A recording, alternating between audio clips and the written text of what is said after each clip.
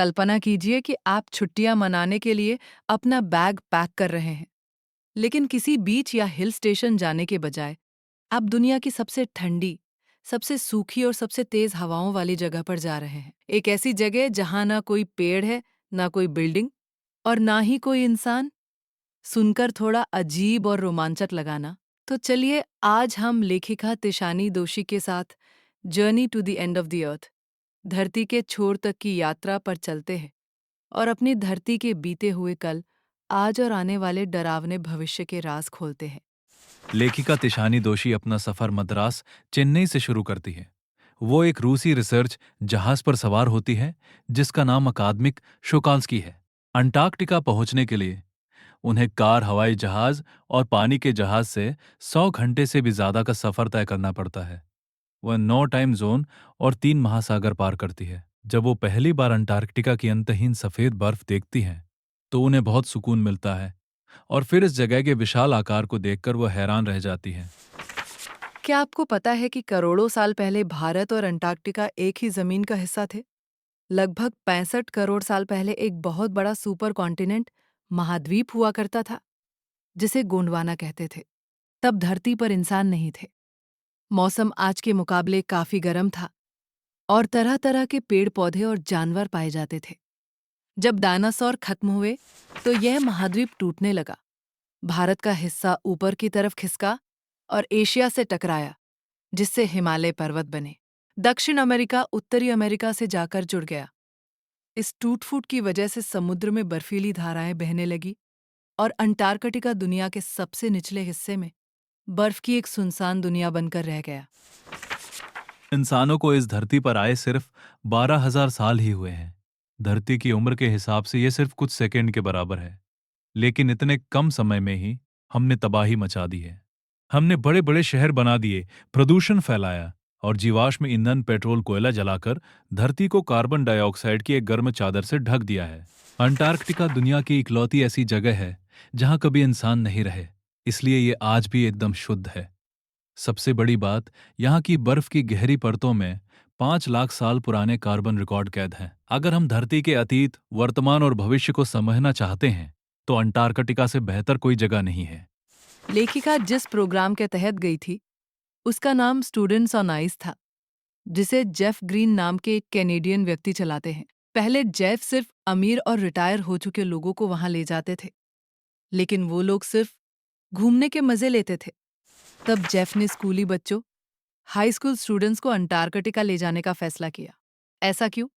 क्योंकि जब आज के युवा अपनी आंखों के सामने ग्लेशियर को पिघलते और बर्फ के पहाड़ों को टूटते देखते हैं, तो उन्हें समझ आता है कि ग्लोबल वार्मिंग सिर्फ किताबों का चैप्टर नहीं, बल्कि एक डरावनी सच्चाई है। यही बच्चे कल के नेता और नीतियां बनाने वाले पॉलिसी मेकर्स बनेंगे और धरती को बचाने के लिए कड़े कदम उठाएंगे। अंटार्कटिका का पर्यावरण हमें जिंदगी का एक बहुत बड़ा सबक देता है। यहाँ के समुद्र में फाइटोप्लैंक्टन नाम के एक कोशिका सिंगल सेल्ड वाले सूक्ष्म पौधे पाए जाते हैं। ये छोटे पौधे सूरज की रोशनी से खाना बनाते हैं और समुद्र के सारे जानवरों और पक्षियों का पेट भरते हैं। लेकिन ओजोन परत में छेद और ग्लोबल वार्मिंग से इन छोटे पौधों की जान खतरे में है। अगर ये पौधे खत्म हो गए तो समुद्र के सारे जीव भी खत्म हो जाएंगे। सबसे बड़ी सीख, छोटी छोटी चीजों का ध्यान रखो, बड़ी चीजें खुद ब खुद ठीक हो जाएंगी। अगर हम प्रदूषण कम करने जैसे छोटे कदम उठाएं तो पूरी धरती का पर्यावरण खुद ठीक हो जाएगा। वापस लौटने से पहले उनका जहाज बर्फ की एक बहुत मोटी परत में फंस गया। कैप्टन ने सभी 52 यात्रियों को जहाज से उतरकर उस जमे हुए समुद्र पर चलने को कहा।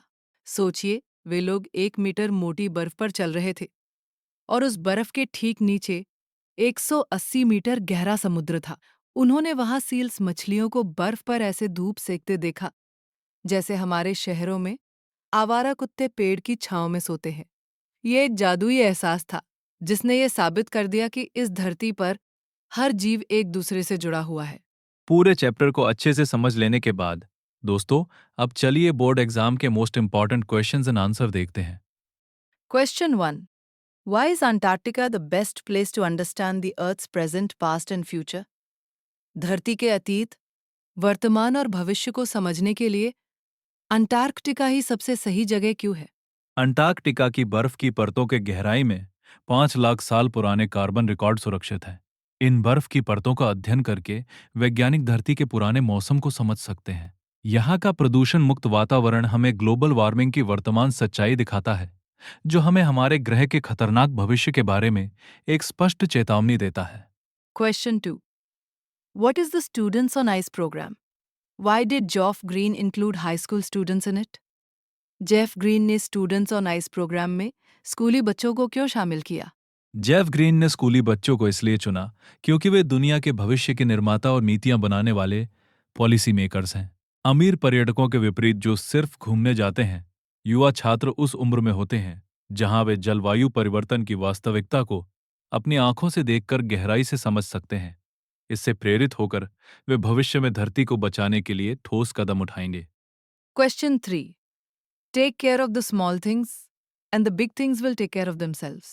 Explain this with reference to the phytoplankton. छोटी चीजों का ध्यान रखो, बड़ी चीजें खुद ब खुद ठीक हो जाएंगी। फाइटोप्लैंक्टन का उदाहरण देकर इसे समझाइए। फाइटोप्लैंक्टन सूक्ष्म एक कोशिका वाले पौधे हैं जो अंटार्कटिका के समुद्र के पूरे फूड चेन खाद्य श्रृंखला को चलाते हैं।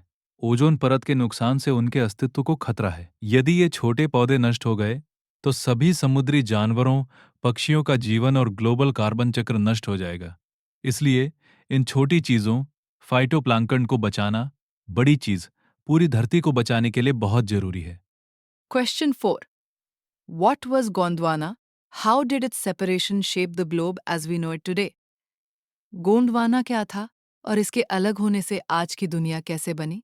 गोंडवाना एक बहुत बड़ा दक्षिणी महाद्वीप सुपर कॉन्टिनेंट था जो 65 करोड़ साल पहले मौजूद था, जिसका केंद्र आज का अंटार्कटिका था।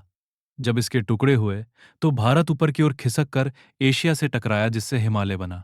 दक्षिण अमेरिका उत्तरी अमेरिका से जाकर जुड़ गया, जिससे ठंडी समुद्री धाराएं बनी और अंटार्कटिका आज की तरह एक बेहद ठंडा और अलग थलग महाद्वीप बन गया।